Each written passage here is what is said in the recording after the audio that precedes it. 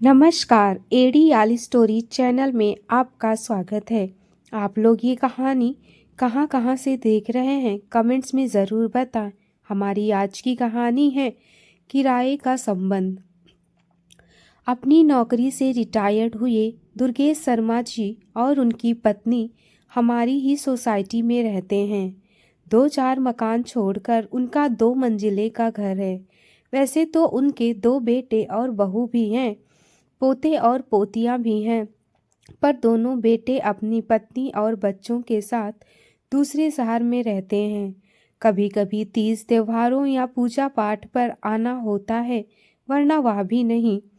दुर्गेश शर्मा और उनकी पत्नी स्वाति को एक दूसरे का ही सहारा था। उम्र बढ़ते जाने के कारण दुर्गेश शर्मा की पत्नी ज़्यादा काम नहीं कर पाती थी, इसलिए घर पर एक काम वाली बाई लगी हुई थी। घर का सब काम करने के लिए, पर खाना बनाने का काम स्वाति आंटी ही करती थी, क्योंकि दुर्गेश अंकल को आंटी के हाथ का खाना ही पसंद था।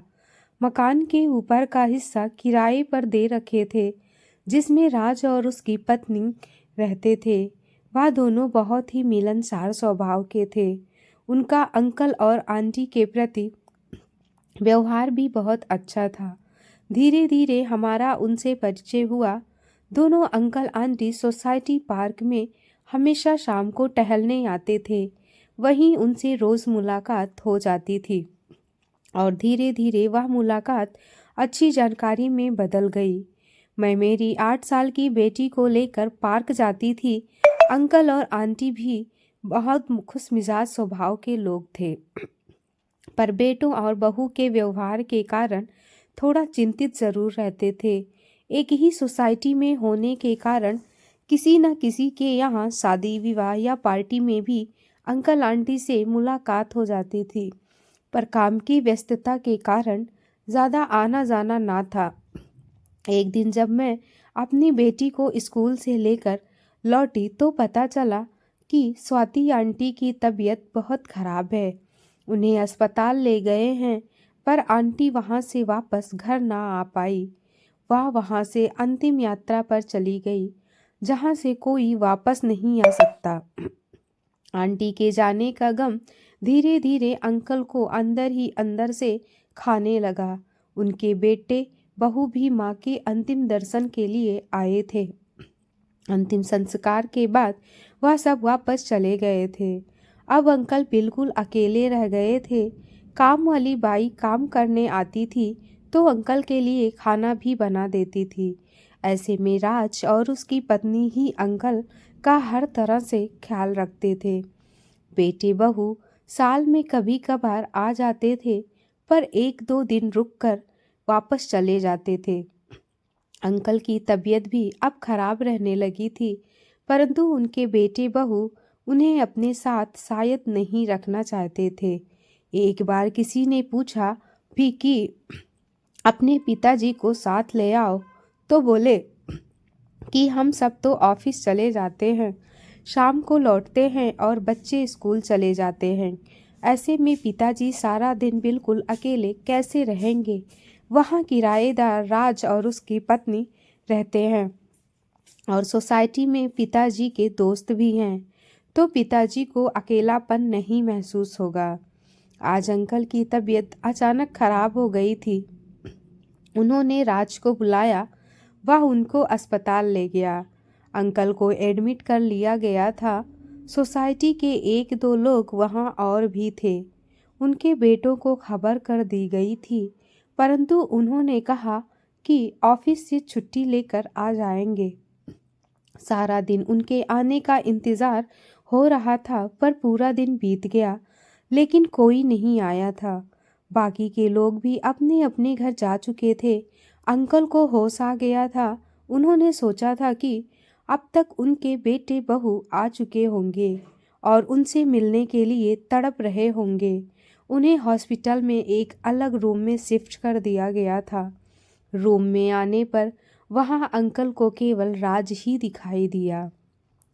फिर अंकल ने राज से इशारों में ही अपने बेटों के बारे में पूछा, तो राज ने बताया कि उनको मैंने तत्काल खबर कर दी थी। आते ही होंगे। अंकल निराश हो गए। उन्होंने आंखें बंद कर ली।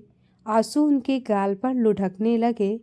वह अपना दुख किसी के सामने बयां नहीं कर सचाना चाहते थे। वह समझ चुके थे कि उनके बेटों के पास उनके लिए इतना भी समय नहीं है कि हाल चाल भी लेने आ जाए।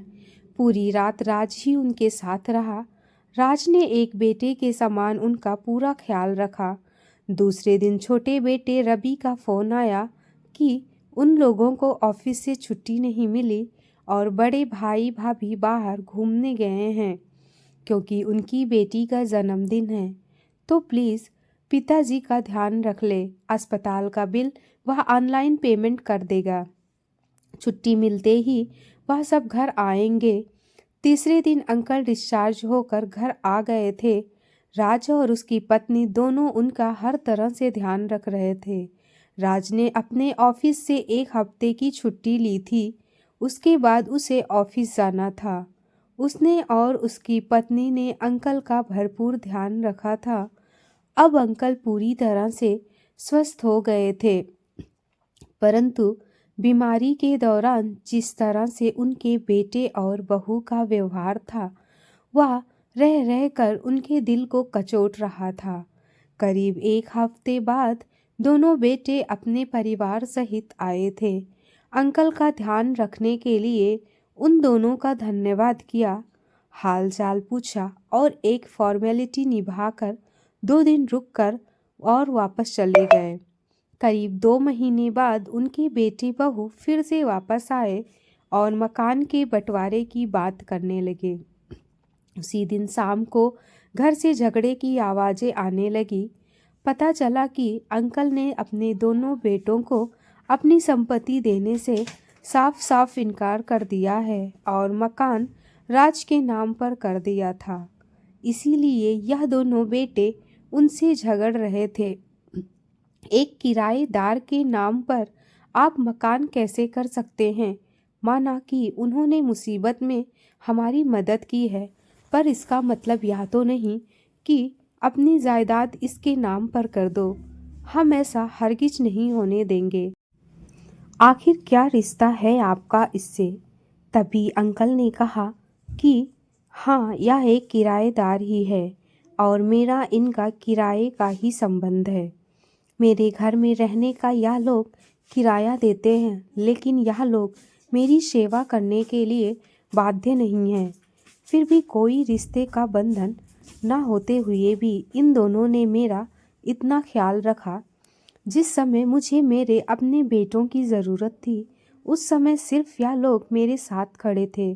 दिन रात ख्याल रखा इन लोगों ने मेरा, और मेरे बेटों के पास तो समय ही नहीं था। मेरे सुख दुख में सिर्फ मेरे किराएदारों ने ही मेरी मदद की, इसलिए मैंने यह मकान उनके नाम पर कर दिया है। जब तक मैं जीवित हूँ, यह दोनों यहीं रहेंगे और मेरे मरने के बाद यह मकान इनका होगा। दोनों के दोनों बेटों के पास कोई जवाब नहीं था और गुस्से में दोनों वहाँ से तुरंत चले गए। राज और दुर्गेश शर्मा जी राज के परिवार के साथ मिलकर रहने लगे। राज को एक पिता और उसकी पत्नी को एक ससुर और उसके बच्चों के साथ खेलने और मस्ती करने के लिए दादाजी मिल गए। दोस्तों, हमें अपने माँ बाप और बुज़ुर्गों का उनके बुढ़ापे में ख्याल रखना चाहिए।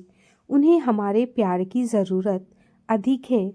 अब हमारे बुज़ुर्ग भी हमारे बच्चों की तरह हो गए हैं। अपने बच्चों की तरह उनका ध्यान दिल से रखें, तभी उनकी आत्मा आपको दिल से आशीर्वाद देगी।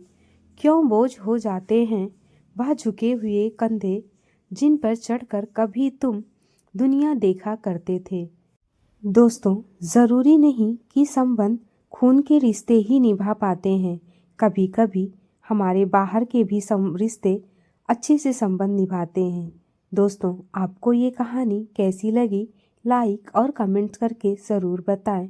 इसी तरह की और भी कहानी को देखने के लिए चैनल को सब्सक्राइब ज़रूर करें। आइए मिलते हैं एक और नई कहानी के साथ। बहुत बहुत धन्यवाद।